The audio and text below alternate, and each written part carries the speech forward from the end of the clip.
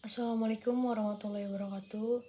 Kami dari kelompok 2 akan sedikit memaparkan materi mengenai bentuk sediaan obat hewan dan peresepan dokter hewan. Saya Salsa Febila Andiani akan memaparkan terkait prinsip umum penetapan dosis. Dalam dunia farmasi veteriner, penetapan dosis obat merupakan aspek penting untuk menjamin efikasi dan keamanan terapi pada hewan. Tidak seperti manusia, tiap spesies hewan memiliki perbedaan fisiologis, metabolik, dan ukuran tubuh yang signifikan, sehingga dosis obat tidak bisa disamaratakan. Oleh karena itu, pemahaman prinsip dasar dan faktor yang mempengaruhi dosis menjadi kunci dalam peresepan dokter hewan.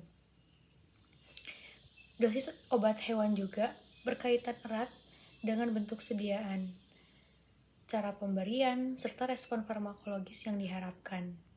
Nah, prinsip umum penetapan dosis obat hewan ini melibatkan keseimbangan antara dosis efektif, keamanan, dan konsistensi hasil terapi. Prinsipnya itu ada dasar penetapan dosis. Dosis ditentukan berdasarkan berat badan hewan atau luas permukaan tubuhnya. Namun, dapat pula mengacu pada kadar zat aktif dalam sediaan obat atau frekuensi pemberian. Nah, ini harus memperhatikan spesies ataupun perbedaan spesies karena metabolisme, absorpsi, dan ekskresi tiap hewan itu berbeda-beda. Yang kedua, ada faktor yang mempengaruhi dosis. Faktor yang mempengaruhi dosis itu bisa jadi umur, jenis kelamin, kondisi fisiologis, rute pemberian obat, dan bentuk sediaannya. Yang ketiga, prinsipnya metrologi dan sistem metrik. Metrologi dan sistem metrik ini sistem satuan sangat penting karena kesalahan konversi dapat menimbulkan overdosis atau underdose. Sistem yang digunakan adalah sistem metrik, yaitu berupa gram, miligram, mililiter dengan prinsip akurasi dan presisi dalam penakaran. Yang keempat, ada aturan pembulatan dan presentasi dosis. Berdasarkan Farmakope Indonesia, dosis itu harus dibulatkan sesuai ketentuan agar tetap aman dan mudah diaplikasikan. Presentasi kadar bahan aktif harus berbeda dalam batas toleransi yang ditetapkan. Yang kelima, hubungan dosis dan respon. Setiap obat memiliki kurva dosis respon yang menunjukkan hubungan antara peningkatan dosis dan efek yang ditimbulkan. Prinsip as low as reasonable effective dose digunakan agar efek tercapai tanpa risiko toksisitas. Yang terakhir ada standar keamanan dosis. Dalam farmasi veteriner dikenal beberapa istilah, contohnya seperti ADI, acceptable daily intake, yaitu batas aman konsumsi harian. Yang kedua ada MRL, yaitu maximum residue limit, yang berarti kadar residu obat maksimum yang boleh ada pada produk hewan. Yaitu ada istilah NOEL, no observed effect level, artinya dosis tertinggi tanpa efek samping yang terlihat. Intinya, penetapan dosis obat pada hewan tidak hanya berdasarkan rumus matematis tetapi juga mempertimbangkan karakteristik spesies, kondisi fisiologis, bentuk sediaan, dan rute pemberian. Prinsip utamanya adalah menjamin keamanan dan efektivitas terapi, serta mencegah efek toksik maupun resistensi obat. Pemahaman mendalam tentang metrologi, perhitungan dosis, dan prinsip farmakologi itu sangat diperlukan bagi dokter hewan dalam melakukan peresepan yang rasional dan bertanggung jawab. Perkenalkan, nama saya Nasifazila Zakir dengan NPM 10060623174. Di sini saya akan menjelaskan tentang prinsip penetapan dosis 5 golongan spesies hewan. Yang pertama ada hewan besar, contohnya sapi, kuda, dan kerbau.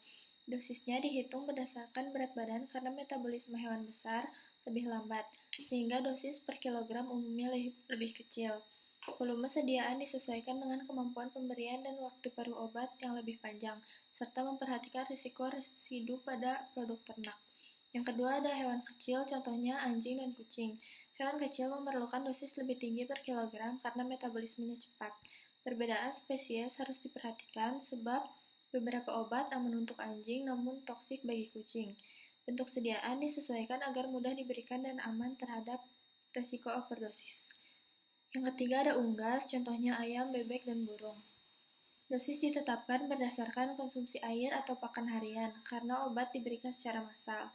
Penetapan mempertimbangkan berat rata-rata, waktu perus singkat, serta faktor lingkungan seperti suhu dan kualitas air yang mempengaruhi penyerapan obat. Yang keempat ada ikan, contohnya air tawar dan laut. Dosis dihitung berdasarkan volume air atau berat biomassa. Pemberian dilakukan melalui perendaman, pakan, atau injeksi dengan mempertimbangkan suhu, pH, dan salinitas air yang berpengaruh terhadap efektivitas obat. Yang kelima ada hewan laboratorium, contohnya tikus, kelinci, dan marmut. Penetapan dosis mengikuti standar uji toksisitas dan farmakokinetik. Karena ukurannya kecil, kesalahan dosis dapat berakibat fatal. Perhitungan biasanya memakai rumus konversi antar spesies dari dosis manusia ke hewan. Halo semuanya, perkenalkan nama saya Asyifa Mera Fadilah dengan NPM 10060323156. Pada bagian ini, saya akan membahas strategi perancangan dosis obat untuk hewan yang meliputi 3 poin utama, yaitu konsep kadar terapi dan indeks terapi, konsep dasar farmakokinetika dan farmakodinamikanya, serta contoh bentuk sediaan obat dan pengaruhnya terhadap penyerapan pada berbagai spesies hewan. Yang pertama, itu tentang kadar terapi dan indeks terapi. Kadar terapi itu adalah rentang konsentrasi obat di dalam darah yang mampu memberikan efek terapi tanpa menimbulkan efek toksik. Sedangkan indeks terapi merupakan perbandingan antara dosis toksik dan dosis terapi pada suatu obat, di mana semakin besar nilai indeks terapi maka semakin aman obat tersebut untuk digunakan. Sebaliknya, obat dengan indeks terapi yang sempit, seperti dioksin, akan membutuhkan pemantauan kadar plasma yang sangat ketat. Yang kedua adalah perancangan dosis berdasarkan efek farmakokinetika dan farmakodinamikanya. Farmakokinetika menggambarkan bagaimana tubuh mempengaruhi obat mencakup 4 proses utama, yaitu absorpsi, distribusi, metabolisme, dan juga ekskresi, atau yang biasa kita sebut dengan ADME. Setiap spesies hewan memiliki perbedaan fisiologis yang mempengaruhi keempat proses ini. Misalnya kucing. Kucing memiliki kemampuan metabolisme yang lebih lambat dibandingkan anjing karena kekurangan enzim tertentu yang ada di hatinya. Sementara itu, farmakodinamika akan menjelaskan bagaimana obat mempengaruhi tubuh, termasuk mekanisme kerja obat dan sensitivitas reseptor terhadap antar spesiesnya. Oleh karena itu, memahami farmakodinamika dan farmakokinetika sangat penting untuk kita menentukan dosis yang aman dan efektif bagi setiap jenis hewan. Lalu yang ketiga, ada contoh jenis sediaan obat dan hubungannya dengan penyerapan obat pada tiap spesies. Yang pertama itu ada sediaan oral. Sediaan oral merupakan bentuk yang paling umum, tetapi penyerapannya dapat berbeda pada antar spesies. Misalnya, kucing seringkali mengalami kesulitan menelan obat oral karena mudah muntah. Untuk hasil yang lebih cepat, kita dapat menggunakan sediaan injeksi seperti intramuskular ataupun intravena yang dapat memberikan bioavailabilitas yang lebih tinggi dan efek yang lebih cepat. Sedangkan pada sediaan topikal, seperti salep atau semprot antiparasit, penyerapannya akan dipengaruhi oleh ketebalan kulit dan keberadaan bulu. Anjing misalnya menyerap obat topikal akan lebih mudah dibandingkan domba yang berbulu tebal.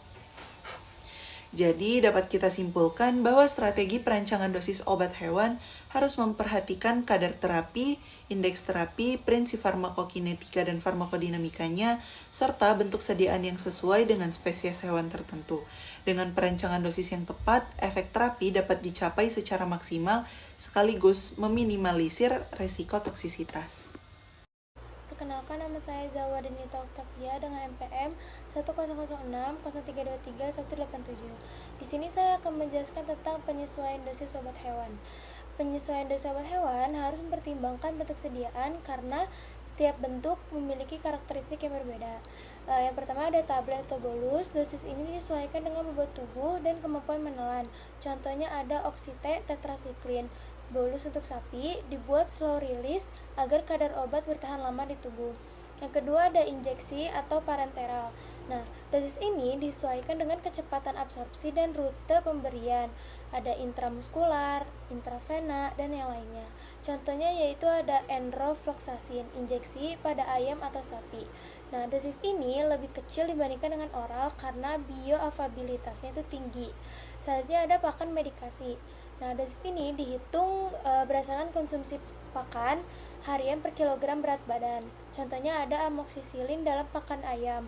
Ditakar per kilogram pakan agar tidak overdosis. Selanjutnya ada larutan oral atau air minum. Dosis ini disesuaikan dengan volume air dan populasi hewan. Contohnya ada colistin atau tilosin dalam air minum unggas. Dihitung berdasarkan liter air yang dikonsumsi. Nah, yang kedua, saya akan menjelaskan tentang faktor lingkungan yang mempengaruhi dosis. Yang pertama, ada suhu tinggi, yaitu meningkatkan metabolisme obat lebih cepat dieliminasi. Yang kedua ada kelembapan dan ventilasi yang buruk, yang dimana akan menurunkan nafsu makan dan konsumsi air sehingga asupan obat oral ikut turun. Yang ketiga ada kondisi kandang kotor, yang dimana meningkatkan risiko infeksi ulang, perlu perpanjangan durasi pengobatan. Lalu selanjutnya ada faktor stres hewan. Yang pertama ada stres karena transportasi, yang dimana perubahan pakan atau kepadatan kandang itu dapat menurunkan respon imun. Lalu yang kedua ada obat bekerja kurang optimal, yang dimana dosis atau lama pengobatan perlu disesuaikan. Contohnya ada ayam stres panas, butuh durasi pemberian antibiotik lebih lama agar efek terapi tercapai. Perkenalkan, nama saya Cika Cantika Asturi Wardani dengan NPM 23148. Di sini saya akan menjelaskan dampak residu obat hewan. Residu obat hewan merupakan sisa zat kimia atau metabolit dari obat yang diberikan kepada hewan ternak seperti antibiotik, antiparasit, hormon pertumbuhan, atau obat antiinflamasi yang masih tertinggal pada jaringan tubuh hewan, susu, telur, atau produk hewani lainnya setelah penyembelihan atau proses produksi. Keberadaan residu ini biasanya disebabkan oleh penggunaan obat yang tidak sesuai dengan aturan, seperti pemberian dosis yang berlebih, penggunaan obat yang tidak diizinkan, atau tidak memenuhi waktu henti residu obat. Hewan yang melebihi batas maksimum residu dapat membahayakan kesehatan manusia apabila produk hewan tersebut dikonsumsi secara terus-menerus. Konsep waktu henti adalah periode yang harus dilewati antara pemberian dosis terakhir obat kepada hewan hingga produk hewan aman untuk dikonsumsi oleh manusia.